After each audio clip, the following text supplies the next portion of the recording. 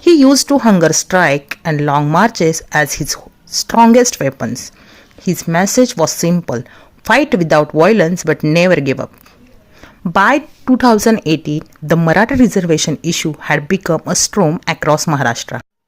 Thousands of people joined the protest.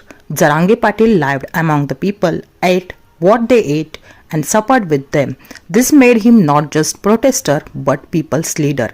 In 2023, Manoj Jarange Patil began one of the most powerful hunger strike in the history of Maharashtra. For days, he survived only on water. His demand was clear: permanent reservation for Marathas under the OBC category.